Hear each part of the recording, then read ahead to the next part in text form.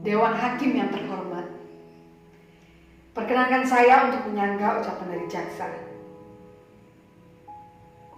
Perkataan saya ini bukanlah pembenaran, karena saya merasa tidak ada pembenaran dalam diri saya.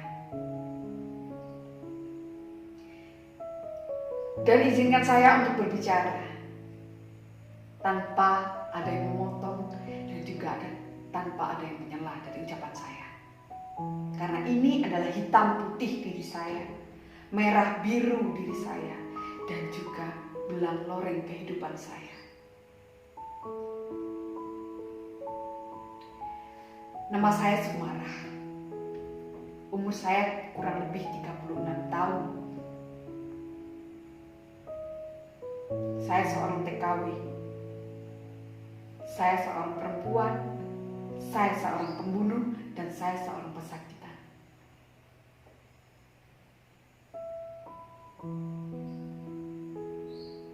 Dari kecil saya tidak pernah menengahkan kepala sambil saya berbicara. Apalagi di desa tempat kelahiran saya, di desa Karangasri.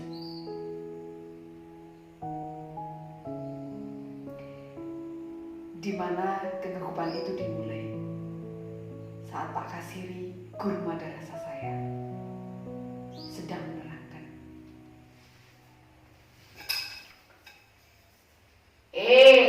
Semua, tolong diperhatikan.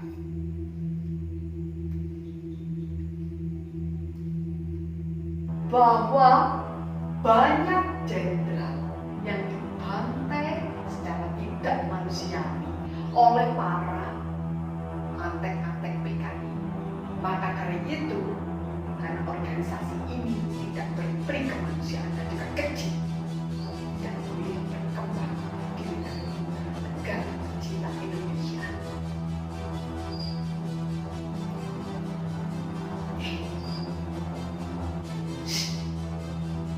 Kamu tahu kan, kalau bapaknya Sumarah itu adalah PKI. Iya, bapaknya Sumarah itu terkenal di kampung ini. Kalau bapaknya Sumarah adalah PKI. Jangan ganti kamu bapaknya Sumarah PKI. Jangan ganti.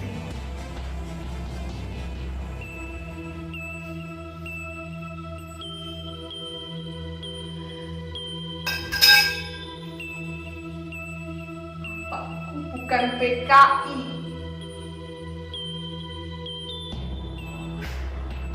Benar kata Simba.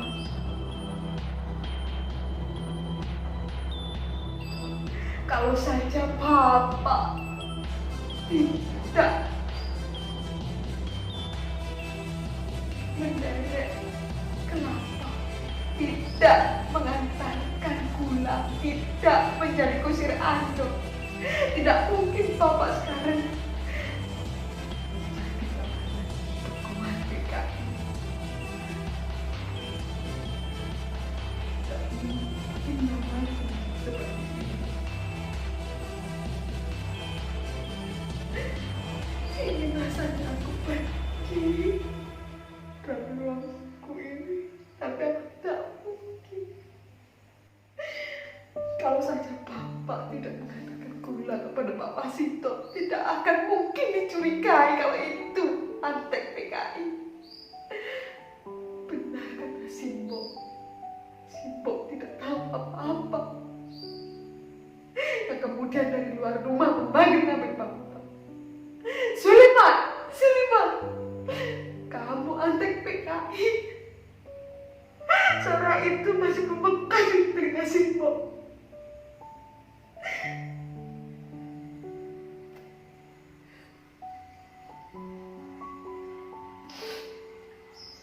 Biarkan saya bicara, Dewan Hakim. Saat itu bicara merupakan bencana bagi saya.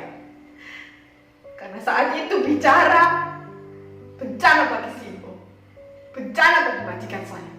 Saat ini izinkan saya sekali lagi untuk bicara.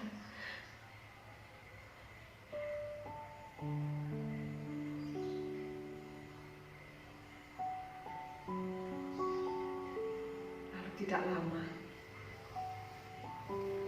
aku ikut bekerja dengan Bu Juwarti, seorang pedagang beras di luar kota. Seiring berjalannya waktu, saya bertemu dengan seorang laki-laki yang bernama Mas Edi. Kami saling berkenalan. Ya, Mas Edi adalah seorang tentara. Dia yang sering mengantarkan beras kepada majikan.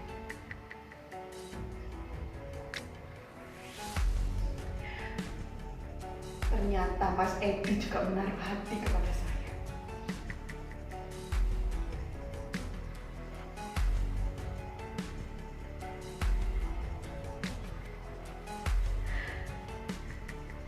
Kami sering bergurau,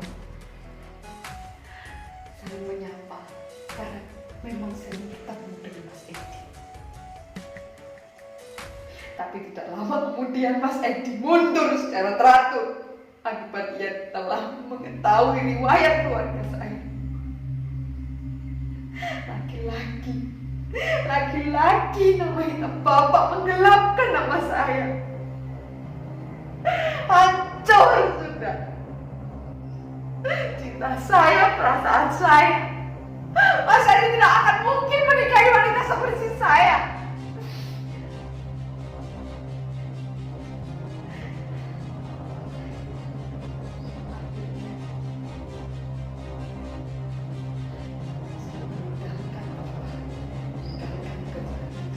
Saya sangat sakit hati.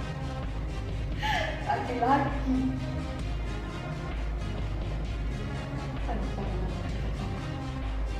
semua tunjukkan Gusti, di manakah Bapak Gusti? Bahkan sampai detik ini saya tidak pernah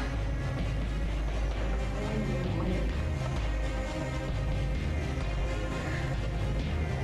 Ayah, dengarkanlah, aku ingin berjumpa,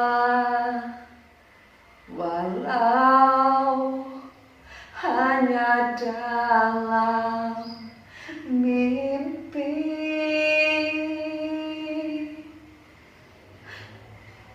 Bahkan dalam mimpi pun tidak pernah sekalipun aku bertemu dengan Bapak. Karena saking takutnya segala kenangan Bapak, foto-foto Bapak telah dihanguskan oleh Bapak.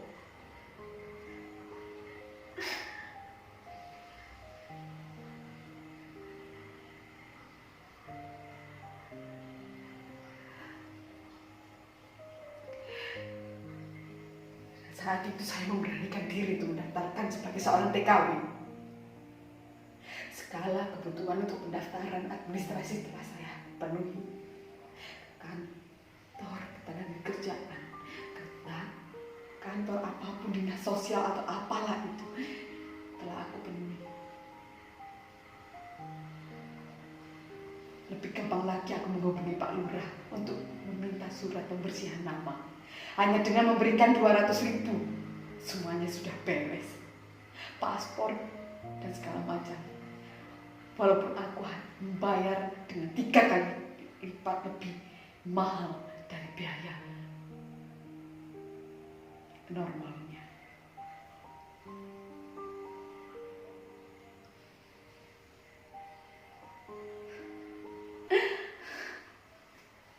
Walah, mengapa tidak saya sadari sejak dulu bahwa segala sesuatu bisa dengan mudah dengan selipan-selipan itu. Jadilah saya Sumarah binti Suliman, jadi TKW lulusan SMA predikat dan tertinggi dari babu di negeri seorang. Kosinus tangan diferensial di mesin cuci, Archimedes jadi teori menyetrika, dikotil monokotil jadi irama pel, teori pidato menjadi ocehan majikan, kupu-kupu harum bunga melati, hutan tropis, pembukaan undang-undang dasar, di mana Indonesia dikenal sebagai gemah limpah lo Cina, wilah, tetek bengit dan segala macamnya. Tidak ada fungsinya, karena semuanya bisa aku beli dengan uang. Semuanya bisa aku beli dengan uang.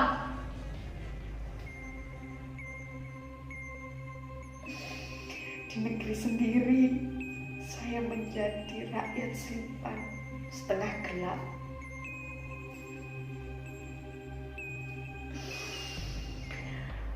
Tak boleh mendongakkan kepala sekalipun.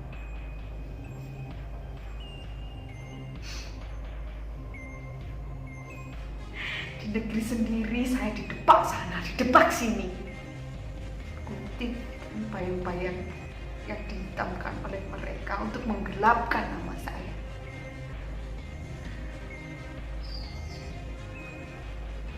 Dan sekarang di negeri orang saya jadi budak,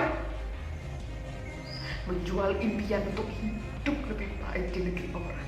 Saya hanguskan segala impian saya, cinta saya, masa remaja saya, kenangan saya, pahit manis kehidupan saya. Hanya berharap menjadi lebih baik. Saya berpikir semuanya akan berubah. Saya pikir saya bisa berubah menjadi lebih baik. Saya bisa bermetamorfosa dari ulat menjadi kupu-kupu yang indah. Tapi ternyata Sumara tetap kandas. Di balik coba-coba majikan, di balik cadar-cadar majikan,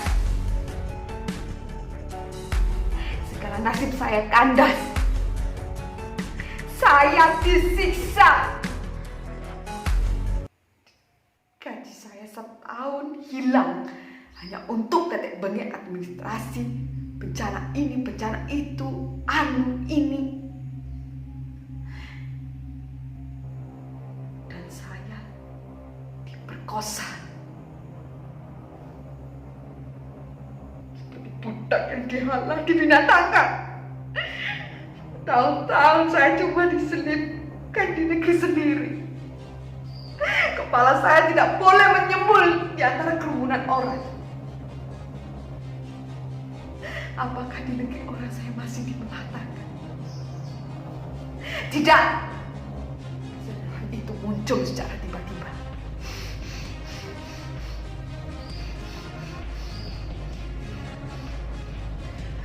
Saya harus menengahkan kepala, meludahi orang yang telah membinatangan saya. Ya.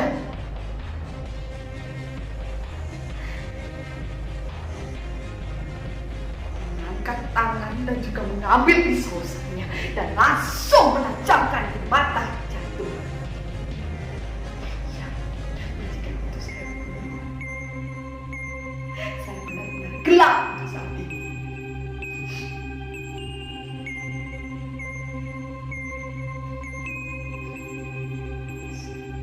Saya sadar. Saya sudah berani. Saya benar-benar berbuat salah untuk kalian.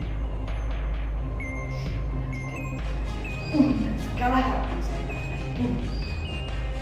setidaknya saya bisa menenangkan kepala dan bicara.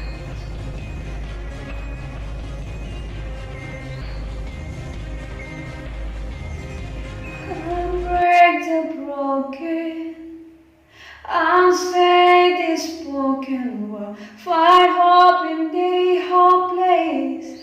Pull me out the train way, pull me out, pull me out, pull me out, pull me out, pull me out, pull me out. I'm from the essays, I'm trying the reaction. I'm ready to die, not yet. Pull me out the trainway. Pull me out, pull me out, pull me out. Pull me out, pull me out, pull me out. You can say what you like, just say I want to die for it.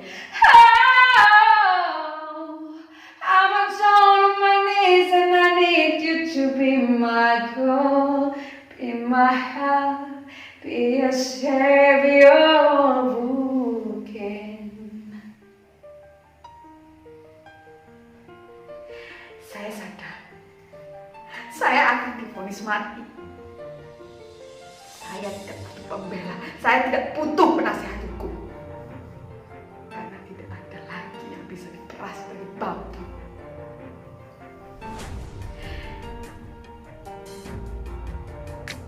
Saya juga tidak usah dipulangkan ke negara saya.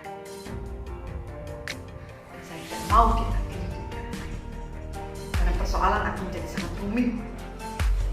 Karena tidak ada yang bisa dihisap lagi dari seorang babu seperti saya. Maka saya ragu apakah hukum di negeri saya bisa adil terhadap diri saya dan bisa membela diri saya. Dewan Hakim yang terhormat, inilah saya. Nama saya Sumara. Bagi saya perjuangan, harapan, penderitaan, semua butuh keberanian, tapi harapan menjadikan penjara terhadap saya. Saya sekarang bebas dari harapan. Hidup saya penuh ketakutan sekarang. Saya harus berani karena hidup dan mati adalah dua keping nasib. Kematian adalah keping yang berada di kedua telapak saya. Itulah yang harus saya jalani sekarang. Dengan berat, senang, sakit, dosa, semua sudah habis. Inilah saya, Sumara Gendis.